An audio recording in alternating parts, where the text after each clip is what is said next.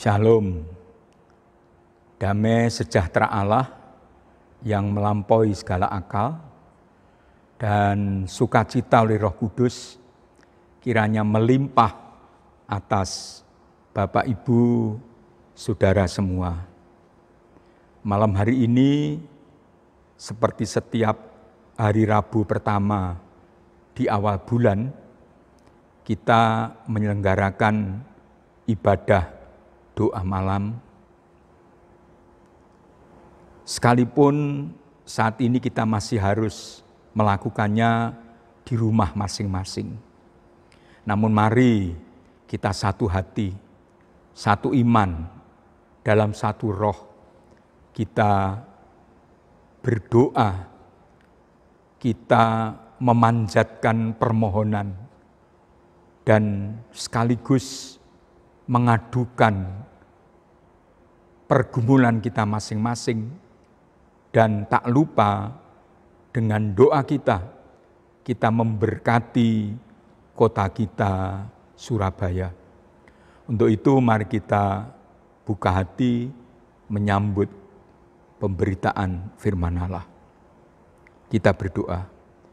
Bapa di surga, adalah anugerah-Mu jikalau malam hari ini sekalipun kami masih harus di rumah masing-masing, satu hati, satu iman, dalam satu roh, berdoa bersama-sama untuk mengawali bulan Juli tahun 2020 ini.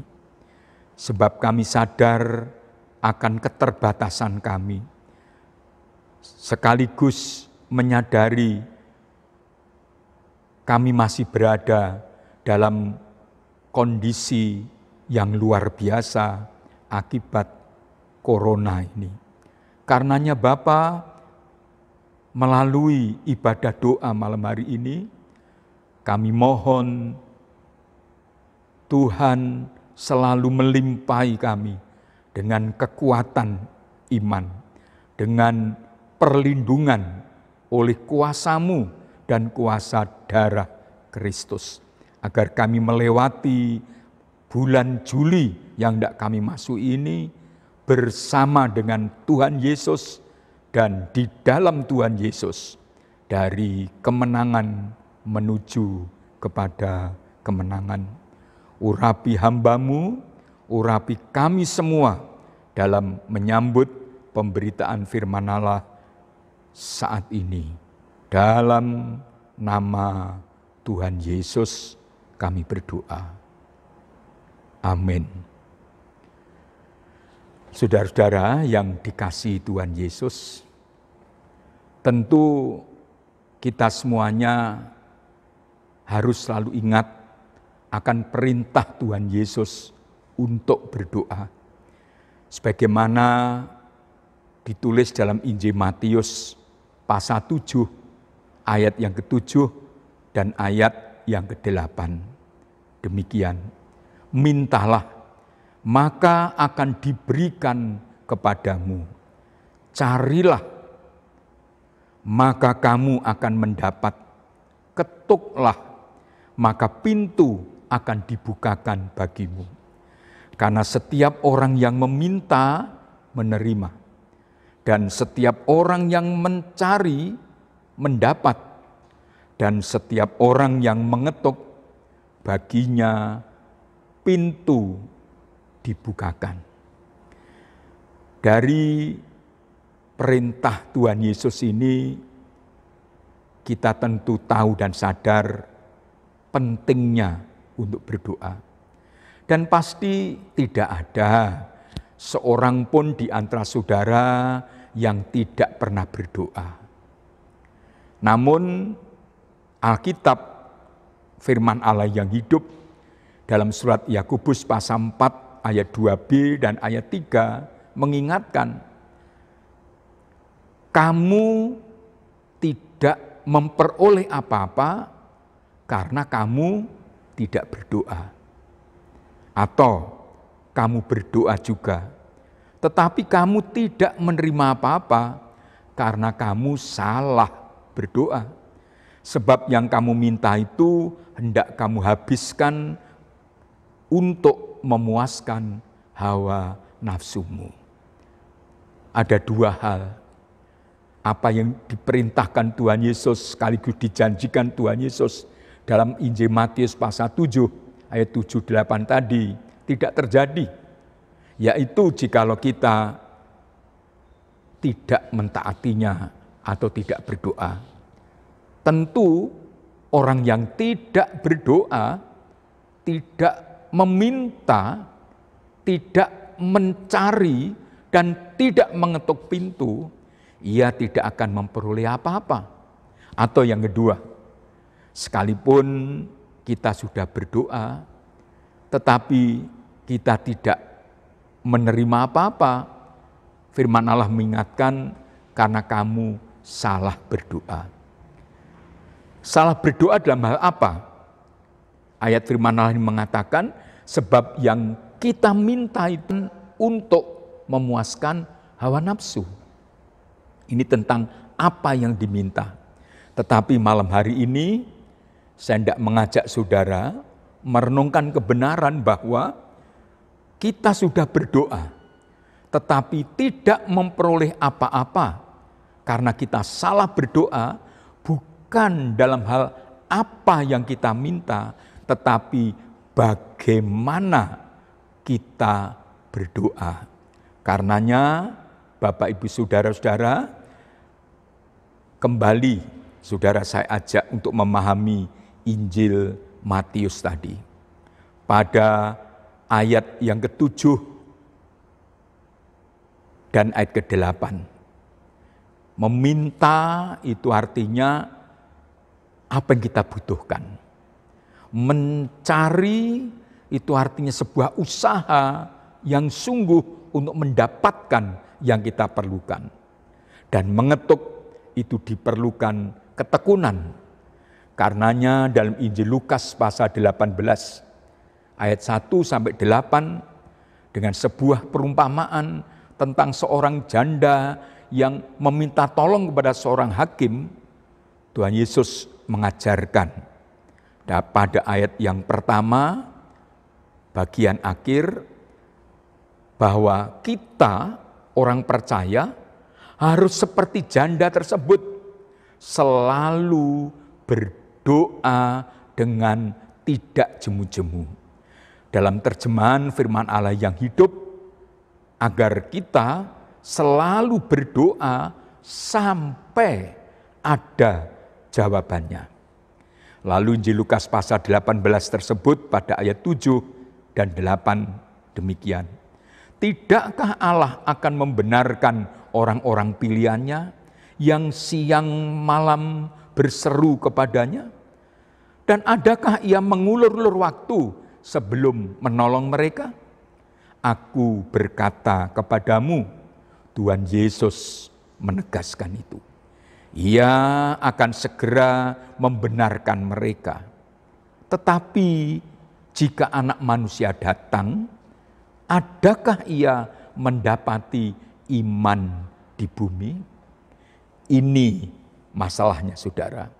Sekali lagi, bukan soal apa yang kita minta, sebagaimana ditengarai dalam surat Yakobus pasal 4 tadi, tetapi adalah bagaimana kita berdoa.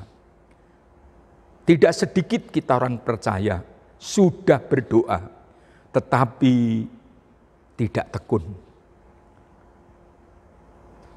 Mudah menjadi bosan, mudah menjadi jemu, tidak berani menunggu sampai ada jawaban dari Tuhan. Kita ingin segala sesuatunya instan, segera dijawab. Bagi Tuhan tidak mustahil. Tetapi dalam rancangannya yang kekal, acap kali sesuai waktunya Tuhan, doa-doa kita tidak segera dijawab. Dan yang membuat seorang percaya menjadi jemu berdoa adalah kurang paham bahwa pada hakikatnya doa itu bagaikan sebuah pergumulan. Karenanya renungan firman Allah dalam ibadah doa saat ini saya beri judul pergumulan doa. Ketekunan dan kesabaran dalam berdoa. Sekali lagi, tadi sudah kami sebut dalam Injil Matius pasal 7, ayat 7 sampai 8, Tuhan Yesus menggunakan 3 kata kerja soal doa. Meminta, itu sesuai kebutuhan. Dan orang meminta harus dengan rendah hati. Mazmur pasal 123 ayat 2 digambarkan seperti hamba ketika mengajukan permohonan kepada tuan atau nyonyahnya, matanya selalu tertuju kepada tangan tuannya. Meminta tidak hanya sesuai kebutuhan, tetapi juga harus dengan rendah hati. Yang kedua, mencari. Mencari itu sesuai dengan keperluan, sesuatu yang penting, yang sangat kita perlukan saat itu. Dan orang yang mencari, ia harus melakukannya dengan sungguh-sungguh, sepenuh perhatian. Lalu kata kerja ketiga yang dipakai adalah mengetuk pintu. Seseorang ketika mengetuk pintu tentu tidak sembarang pintu, tetapi sesuai dengan tujuannya. Dan seperti sang janda tadi, ketika kita mengetuk pintu dalam doa, maka kita harus melakukannya dengan sabar dan tidak jemu-jemu. 3 hal. Meminta itu sesuai kebutuhan, dilakukan dengan rendah hati. Mencari itu sesuai keperluan, dilakukan dengan sungguh-sungguh. Dan ketiga, mengetuk pintu sesuai dengan tujuan, harus kita lakukan dengan sabar dan tidak jemu-jemu. Kalau hal itu kita simpulkan, artinya ya, doa itu hak istimewa kita. Manusia berdosa, oleh karena kasih karunia Kristus, kita boleh menghadap tahta kasih karunia Allah dengan leluasa. Doa adalah tindakan iman ketika seorang anak ia datang kepada bapaknya dan mengajukan permohonan-permohonan serta mengadukan persoalannya. Maka untuk itu saudara, kita harus sadar bahwa berdoa itu sebagai tindakan iman ternyata tidak mudah. Ada 2 contoh utama. Yang pertama tentu contoh dari teladan agung kita, Tuhan Yesus. Ketika Tuhan Yesus berdoa di Taman Getsemani, sebagaimana tertulis dalam Injil Matius pasal 26 ayat 36 sampai 46 dan dalam Injil Lukas pasal 22 ayat 39 sampai 46. Ada 3 hal di situ. Ketika Tuhan Yesus berdoa di Taman Getsemani, memberikan kepada kita pemahaman sekaligus contoh bahwa doa itu tindakan iman yang tidak mudah. Harus sungguh-sungguh, harus dilakukan dengan segenap hati. Yang pertama, ketika Tuhan Yesus mengajak para muridnya untuk berdoa, ternyata kemudian para muridnya tertidur. Sekalipun yang diajak lebih masuk ke taman itu adalah 3 murid utama, Petrus, Yohanes, dan Yakobus. Yang tentu ini artinya di pemandangan Tuhan Yesus, 3 murid ini mempunyai kelebihan dibanding para murid utama yang lain, yang semua berjumlah 12 itu. Tetapi ternyata ketika Tuhan Yesus maju sedikit dan berdoa, ketika kembali para murid utama ini tertidur. Lalu diingatkan Tuhan Yesus gurunya, apakah kamu tidak tahan untuk berdoa 1 jam saja bersama-sama aku. Kemudian Tuhan Yesus pada Matius pasal 26 ayat 41 mengatakan, berjaga-jagalah dan berdoa. Berdoa disandingkan dengan berjaga-jaga. Artinya apa? Berjaga-jaga itu adalah sebuah kegiatan. Seseorang harus penuh kewaspadaan dan tentu tidak tidur.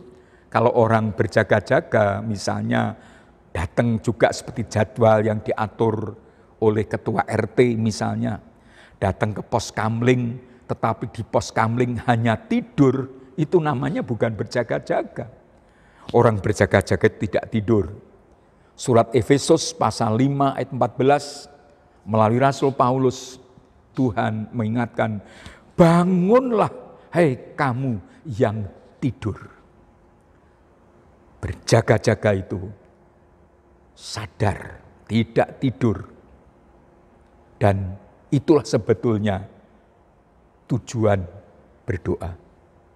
Sebuah sikap berjaga-jaga, selalu sadar dan bersekutu dengan Tuhan dan Juru Selamat. Kemudian pada ayat 44 kita baca di sana, Tuhan Yesus tidak hanya sekali berdoa, tetapi Tuhan Yesus 3 kali berdoa dengan doa yang sama. Apakah itu artinya Tuhan Yesus mengulang-ulang doa? Bisa saja. Tetapi kalau seseorang sampai 3 kali memanjatkan doa yang sama, tidak bisa tidak. Ini artinya adalah begitu sungguh-sungguh dalam doanya. Dan Tuhan Yesus sadar itu saatnya tiba. Ia yang tidak berdosa, yang datang untuk mencari dan menyelamatkan manusia, yang oleh kasih-Nya dan dengan kuasa-Nya menyembuhkan orang sakit, memberkati orang yang lapar, bahkan membangkitkan orang mati, mengusir setan-setan. Tetapi saatnya tiba, ia harus menderita sampai mati. Kegentaran manusiawi ini membawa Yesus berdoa dengan sangat sungguh-sungguh sampai 3 kali. Dan dalam Injil Lukas pasal 22 ayat 44, begitu rupa bersungguh-sungguhnya Yesus berdoa, sampai peluhnya menetes seperti titik-titik darah.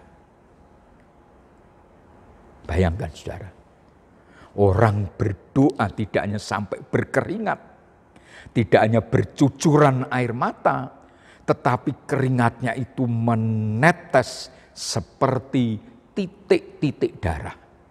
Tidak bisa lain. Itu artinya Tuhan Yesus berdoa dengan begitu sungguh-sungguh sebagai manusia kepada Bapanya yang di surga. Dari teladan Tuhan Yesus ini, bagaimana saudara? Mengapa kadang kita baru berdoa 5 menit, 10 menit, bahkan mungkin 15 menit, sudah merasa lelah? Kalau setengah jam berdoa, aduh kok lama bener, kaki saya sampai pegel, punggung saya sampai sakit. Perhatikan saudara, Tuhan Yesus berdoa, peluhnya, keringatnya menetes seperti titik-titik darah. Pernahkah saudara berdoa begitu sungguh-sungguh, bagaikan sebuah pergumulan antara hidup mati, seperti Tuhan Yesus di Taman Getsemani ini? Saudara, mungkin kita lalu berkata, itu Tuhan Yesus, Juru Selamat, Putra Allah. Saya bagaimana? Saudara, contoh yang lain tentang seorang manusia bernama Yakub, putra Ishak. ketika ia melarikan diri dan tidak kembali ke tanah asalnya bersama-sama dengan keluarganya, tibalah dia di pinggir sungai Yabok. Sadar posisinya sebagai kepala keluarga, maka Yakub melakukan dua hal yang penting. Yang pertama, istri dan anak-anaknya dan semua ternaknya, hartanya diseberangkan lebih dulu untuk masuk ke wilayah tanah Kanaan. Aman sampai tujuan. Lalu yang kedua, dia tinggal sendiri di pinggir sungai itu. Untuk apa, saudara? Dalam kitab Kejadian, pasal 32 ayat 24 sampai dengan 31. Saudara bisa baca itu nanti lebih jauh. Pada ayat 24 dikatakan Yakub berdoa dengan istilah bergulat sepanjang malam. Doa itu memang nampak mudah. Kalau yang lain kan harus begini, harus begitu, dengan kata-kata, dengan kalimat, bahkan harus dengan cara-cara yang sudah baku, kurang sedikit saja tidak bisa. Oh, kalau orang Kristen begitu gampang. Mau kapanpun, dimanapun, dengan bahasa bagaimanapun, boleh berdoa. Tetapi jangan lupa, doa itu tindakan iman yang tidak mudah. Seperti Tuhan Yesus berdoa dengan sungguh-sungguh, sampai keringatnya menetes seperti titik-titik darah, dan berdoa 3 kali. Bagaimana dengan kita? Yakub, nenek moyang Israel, memberikan contoh. Bergulat sepanjang malam. Sepanjang malam. Siang 12 jam, malam 12 jam. Katakanlah tidak serentak jam 6 sore memulai, tetapi mungkin setelah menyeberangkan keluarganya, istirahat, katakanlah jam 7 atau jam 8-9 malam. Sepanjang malam berarti sekurang-kurangnya sampai fajar menyingsing, dan nanti pun kita akan melihat di sana. Berdoa,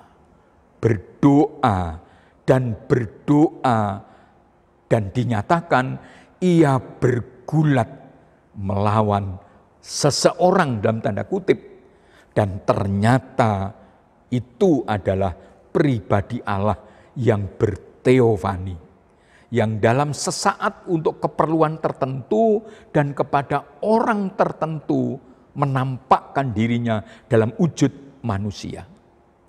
Bergumul, bergulat dengan Yakub sepanjang malam. Dan ketika matahari hampir terbit, Allah berfirman, "Lepaskan aku." Dan Yakub berkata, "Aku tidak akan melepaskan engkau ya Tuhan, sebelum engkau memberkati aku." Itu pada ayat yang ke-26. Dan kemudian dalam pergulatan itu,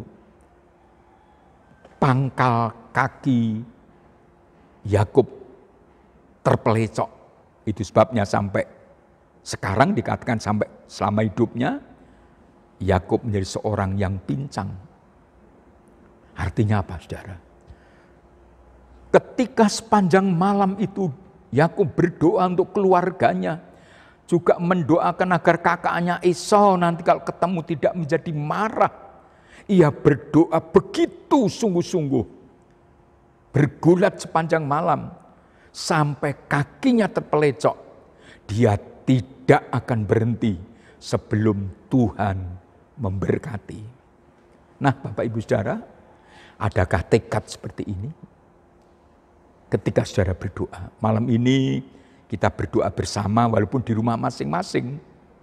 Tapi di rumah masing-masing, saudara-saudara kita juga sedang berdoa seperti kita nanti pada waktunya. Dan tentu ada saat kita nanti harus berhenti.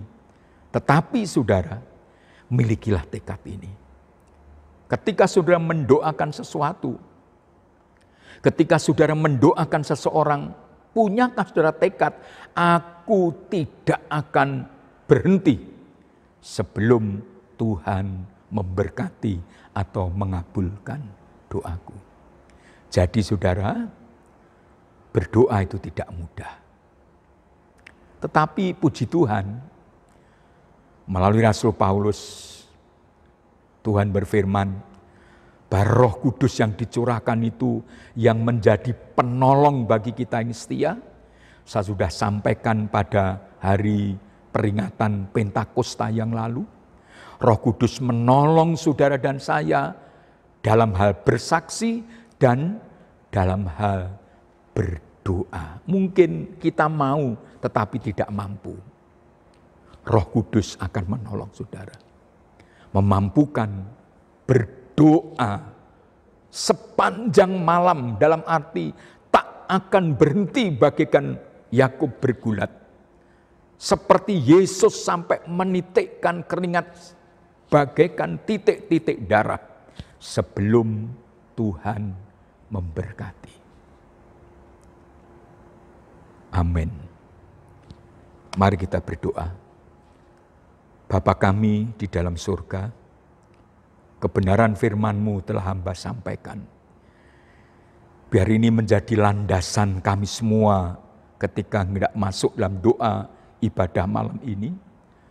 Menerangi, memberikan arah bagaimana seharusnya berdoa. Dan kami mohon ya Bapa, curahkan Roh Kudus-Mu agar kami semua dapat berdoa dengan lebih sungguh-sungguh dan tidak jemu-jemu. Kami berdoa sampai Tuhan mendengar, mengabulkan dan menjawab permohonan kami. Berkati segenap jemaat-Mu Tuhan. Ibadah doa malam ini menjadi awal bulan Juli ini. Awal yang sangat indah ketika kami mengawali segala sesuatu dengan berdoa. Kami percaya sepanjang bulan kami tidak akan pernah berjalan sendiri. Tuhan Yesus menyertai kami. Tuhan Yesus membela kami. Tuhan Yesus menyertai dan memberkati kami. Tuhan Yesus memberkati seisi rumah kami. Dalam nama Tuhan Yesus kami bersyukur, kami segera akan masuk dalam doa bersama-sama malam hari ini. Dalam nama Tuhan Yesus, terpujilah nama-Mu kekal selama-lamanya. Bapa, jikalau nanti ibadah doa ini selesai, kami anak-anak-Mu hendak membaringkan diri, beristirahat, maka hamba-Mu berdoa. Dalam nama Allah Bapa, Allah Putra dan Allah Roh Kudus, kiranya Tuhan melimpahi berkat-berkat bagi setiap anak-anak-Mu. Berkat-berkat jasmani, tetapi terutama berkat-berkat rohani. Anugerah Allah dan damai sejahteranya yang melampaui segala akal, serta pemeliharaannya yang ajaib. Dalam kasih karunia Kristus dan persekutuan Roh Kudus, memberkati segenap jemaat-Mu sepanjang malam ini, sepanjang bulan Juli ini, sepanjang umur hidup kami, bahkan sampai selama-lamanya. Dalam nama Tuhan Yesus Kristus kami berdoa dan bersyukur. Amin. Nah Bapak Ibu silahkan segera ambil posisi, mungkin sempat istirahat sebentar dan mari kita bersama-sama berdoa masing-masing. Dan pokok doa yang harus kita doakan saat ini adalah selain doa-doa untuk keluarga kita masing-masing, berdoa agar Surabaya khususnya, Jawa Timur dan seluruh Indonesia segera terbebas dari virus corona ini. Tuhan Yesus memberkati pemerintah Indonesia, mulai presiden, para menteri, gubernur, wali kota, camat dan lurah. Memberkati gugus tugas mulai dari ketua gugus tugas nasional sampai ke daerah-daerah. Tuhan Yesus memberkati dokter, perawat, para medis, petugas rumah sakit yang lain, para relawan, rumah sakit, dan juga Polri dan TNI. Saling memberkati satu sama lain. Saudara mendengar, saudara tahu ada yang sakit, doakan malam ini. Selamat menikmati persekutuan. Tuhan Yesus memberkati saudara semua. Selamat malam.